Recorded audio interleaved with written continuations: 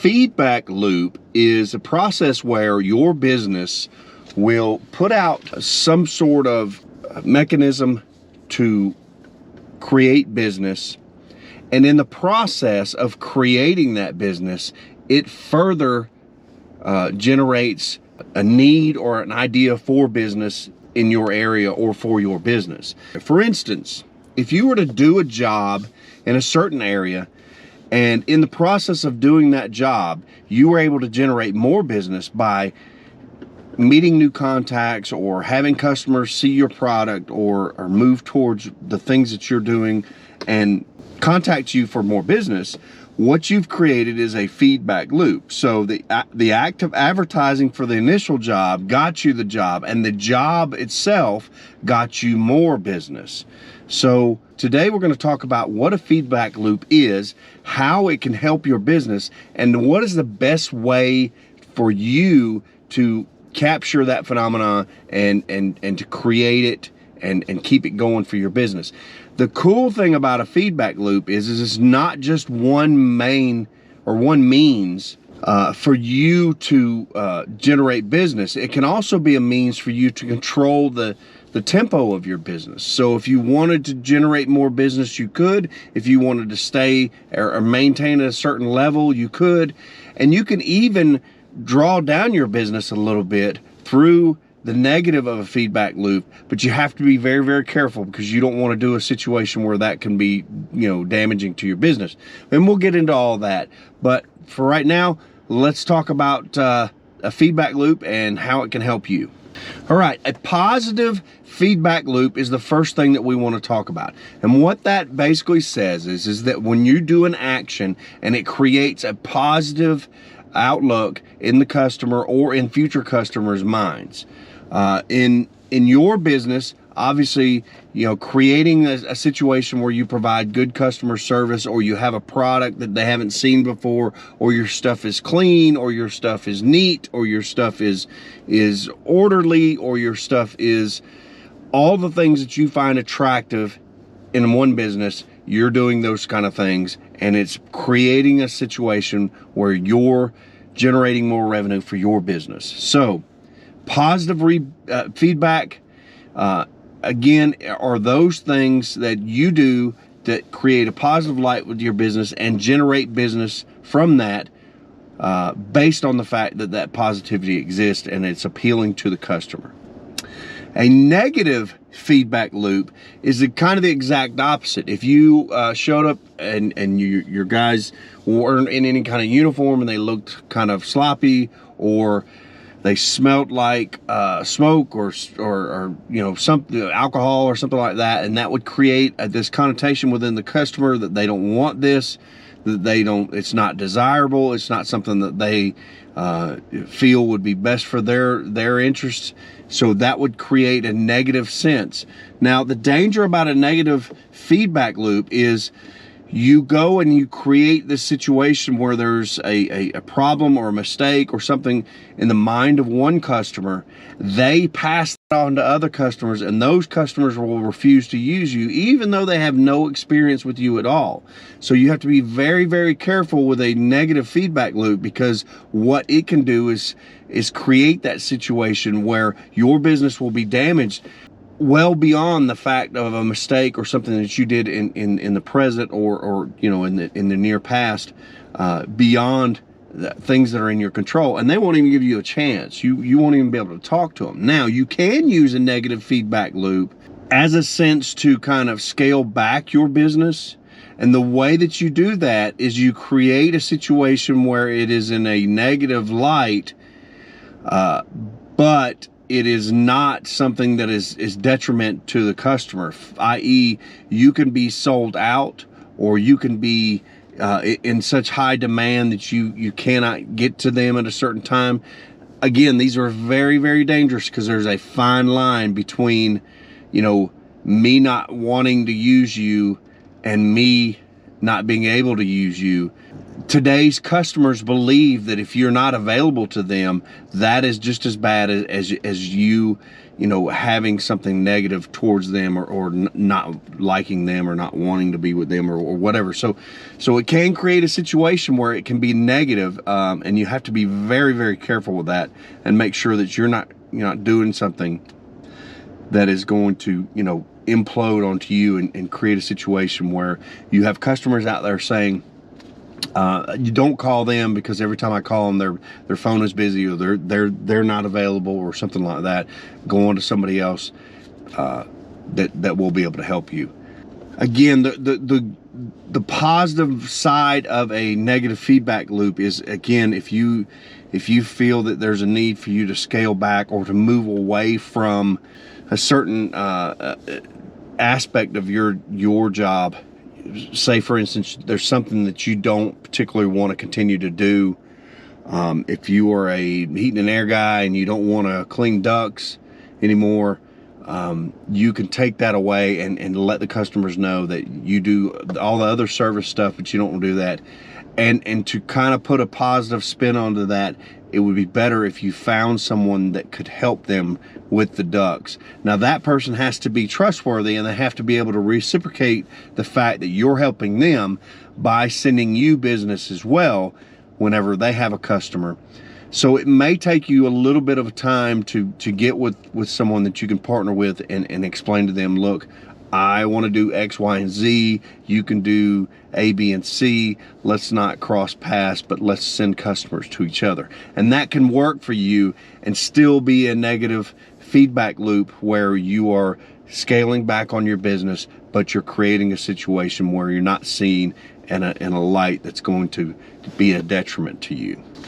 The next kind of feedback loop that we're talking about is a balancing feedback loop. And this kind of goes along the lines of the negative, what we said before, where you are so busy that you can't deal with the customer. A balancing feedback loop is designed so that you know where you need to be. If you're getting multiple calls and multiple inquiries about a certain service or a certain product, and you don't have that, or you have it in a limited quality, a balancing feedback loop is basically an indicator for you to go out and to strengthen that side, or to add to it, buy more of that product so that you can provide it to the customer. It's very, very important that you take this into consideration, because again, it can slip right into that negative feedback loop when you're not being able to take care of the customer. But if you're able to tell the customer, I don't have it at this time, but I will have it within a month or two, that may be kind of a way to get through that. Also, you need to start seeing these things ahead of time. It is not in your business's best interest for you to see a need or something like that coming and not do anything about it. You need to look ahead so that when you are, a month or two out, you're looking at this and saying, hey, things are going to start picking up in this area. I need to make sure that I balance in that area and add to the business. And again, you can kind of, let the customer know that, during these times you scale back because the business isn't that great for that particular product or that particular service, but you will have it earlier in the spring or whenever you're going to take care of it. So just kind of keep that in mind. And again, that's the chess game that you're going to have to play to make sure that you're ahead of that and you're on top of that. A reinforcing feedback loop is the fourth kind, and basically what this is making sure that your customers understand that they not only do they make the right choice, they made the right choice this time as well. And it also works well with new customers. So for instance, if you had a customer and you provided a really good service to them and they presented you as the top choice to a friend of theirs, and that friend contacts you, you need to make sure that you provide that level of service to the friend so that you are reinforcing the fact that they've been recommended and that they are letting them know what level that you are at.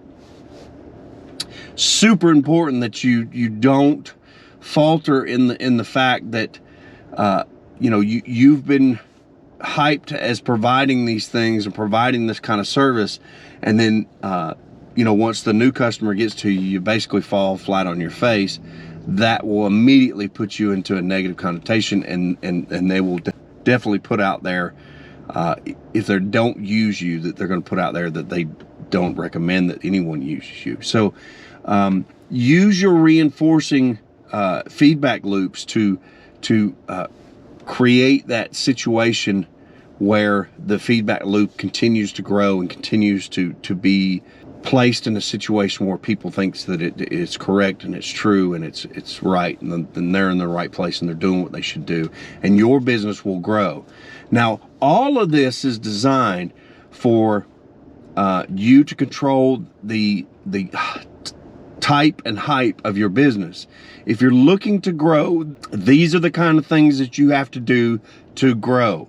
You have to get into that feedback loop. And again, there's tons of steps that are involved in that you need to make sure that you're doing. Providing quality products or service, presenting yourself in a clean, professional manner, advertising so that you're in front of the customer and that they can find you, being available to that customer, answering the phones, answering questions, answering emails, doing the things that you need to do to make sure you're having that communication, you know, open with the customer and making sure that you're doing it. And then being timely, completing the job or service when you said that you weren't. And again, if you can't, make sure that you communicate why and when and where. Things that people do not like is when you tell them something and then you can't produce it in that manner, in that time, or at that price. So what you need to do is make sure that you're well within that and you're being taken care of. This creates value within your company, and value will take care of price. So if you have to go a little higher on the price because you're creating this value and you're doing this thing, then it will more than take care of itself. And again, the customers will understand that, yes, this guy is a little bit more, or this girl is a little bit more, but we're getting the product, the service, the value, and the professionalism that we desire, so that we're making sure that our work is being done or our product is being received at the time that we want it to. And again, make sure that you guys get hold of this, because this is the way that you're going to continue to grow. And this is the way for you to understand how the system works. Looking into a situation from the outside, it may seem easy, or it may see something that is simple or something like that. But it's once you get into it, if you don't understand the rules of the system of how things work and the best way for you to handle it, then what you're doing is you're creating a situation where you are not going to be able to achieve the goals that you want, simply because you're playing by a different set of rules, and you're going to keep getting hammered on this. So make sure you understand the rules, you understand the system, and that you're doing the things that you need to do to you know, expose your business to the areas of growth and prosperity that you want it to be. And you will grow, and it will be great. Hey guys, if you like these videos, again, give us a thumbs up, like, subscribe, let us know, and also tell all your friends, and we'll keep bringing them to you. And I appreciate your time, and I appreciate your business.